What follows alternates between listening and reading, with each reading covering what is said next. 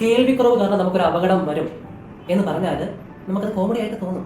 പക്ഷേ നമുക്കിപ്പോൾ ഒരു അസുഖം വന്ന് നമ്മൾ ഡോക്ടറിനെ കാണാൻ പോവാണ്. ഡോക്ടേഴ്സിൻ്റെ പ്രധാന ആയുധം എന്താണ്? സ്റ്റെതസ്കോപ്പാണ് അല്ലേ? സ്റ്റെതസ്കോപ്പ് അവർ നമ്മുടെ നെഞ്ചിലൊക്കെ വെച്ചിട്ട് നമ്മുടെ ഇന്റേണൽ ഓർഗൻസിൻ്റെ ഫംഗ്ഷൻസും ആ ഇപ്പോൾ ഹൃദയത്തിൻ്റെയും ലെഗ്സിൻ്റെയൊക്കെ ആ ഒരു ശബ്ദങ്ങൾ അനലൈസ് ചെയ്ത് കേട്ടിട്ടാണ് അവർ കറക്റ്റായിട്ട് ഡയഗ്നോസ് ചെയ്യുന്നത്. അപ്പോൾ നമ്മൾ കാണാൻ പോകുന്ന ആ ഒരു ഡോക്ടർ അദ്ദേഹത്തിന് ഒരു കേൾവിക്കുറവുണ്ട്. അപ്പം ആ ഒരു സ്റ്റെതസ്കോപ്പിന് ആ ഒരു ഹൃദയത്തിൻ്റെ ഇടുപ്പ് അല്ലെങ്കിൽ ലെഗ്സിൻ്റെയൊക്കെ ആ ഒരു ശബ്ദങ്ങൾ എന്ന് പറയുന്നത് വളരെ മൈന്യൂട്ട് ശബ്ദങ്ങളാണ്. അപ്പോൾ ആ ഒരു ശബ്ദങ്ങൾ അദ്ദേഹത്തിന് കറക്റ്റായിട്ട് കേൾക്കുന്നില്ല, അദ്ദേഹത്തിന് അത് കറക്റ്റായിട്ട് ഡയഗ്നോസ് ചെയ്യാൻ പറ്റുന്നില്ല എന്നുണ്ടെങ്കിൽ എന്താണ് അസുഖം എന്നുള്ളത് കറക്റ്റ് അദ്ദേഹത്തിന് പിടികിട്ടില്ല, കറക്റ്റ് മരുന്ന് പ്രിസ്ക്രൈബ് ചെയ്യാൻ പറ്റില്ല, നമ്മുടെ അസുഖം ഭേദമാകുമോ? ഇല്ല. അങ്ങനെ നമുക്ക് ഒരു അപകടമായിട്ട് വരത്തില്ലേ?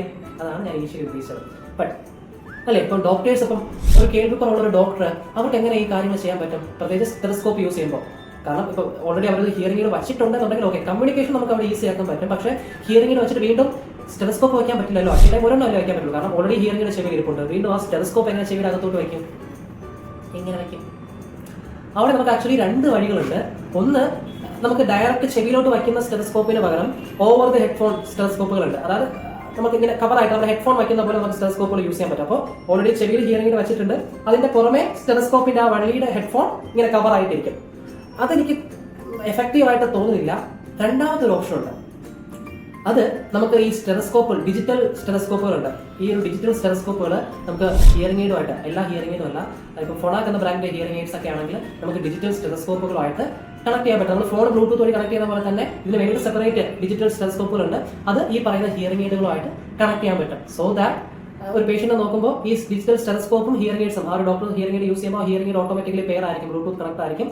അവരിങ്ങനെ നോക്കിയാൽ മതി, അവർക്കത് ഹിയറിംഗ് എയ്ഡ് വഴി കേൾക്കാൻ പറ്റും. ആ ഒരു ഇപ്പം നമ്മളിപ്പം ഹൃദയത്തിന്റെ ബീറ്റിന്റെ കാര്യമൊക്കെ നോക്കുകയാണെങ്കിൽ ഹൃദയം എടുപ്പ് ഏകദേശം ഒരു ഫ്രം 20 to 700 ഹെർട്സ് ഫ്രീക്വൻസി റീജിയൻസിലുള്ള ശബ്ദങ്ങളാണ്. വളരെ മൈന്യൂട്ട്, വളരെ ലോ സൗണ്ടുകളായിരിക്കും. അപ്പോൾ ഈ ഒരു ശബ്ദങ്ങൾക്കൊക്കെ ഓൾറെഡി ഒരു ആംപ്ലിഫിക്കേഷൻ ഓൾറെഡി ആ ഒരു സ്റ്റെതസ്കോപ്പ് കൊടുക്കുന്നുണ്ടായിരിക്കും, ഡിജിറ്റൽ സ്റ്റെതസ്കോപ്പുകൾ കൊടുക്കുന്നുണ്ടായിരിക്കും.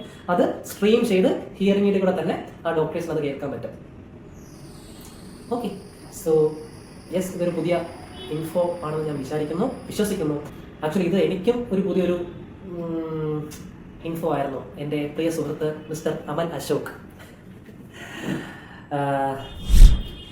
അദ്ദേഹം ഓഡിയോളിസ്റ്റാണ്, സ്പീച്ച് തെറപ്പിസ്റ്റാണ്. അദ്ദേഹമാണ് ഇങ്ങനെ ഒരു പേഷ്യൻ്റ് ഉണ്ടായിരുന്നു. അപ്പോൾ പുള്ളിയാണ് എൻ്റെ അടുത്ത് ഇങ്ങനെ ആദ്യം ഇങ്ങനെ ഡൗട്ട് ചോദിക്കുന്നത്. പിന്നെ പുള്ളി തന്നെ എവിടെ നിന്നൊക്കെയോ കണ്ടുപിടിച്ച് റെക്ടിഫൈ ചെയ്തിട്ടാണ് എനിക്കും ഇങ്ങനെ ഒരു സംഭവം ഉണ്ട്, ഇങ്ങനെ ചെയ്യാൻ പറ്റും എന്നുള്ളത് പറയുന്നത്.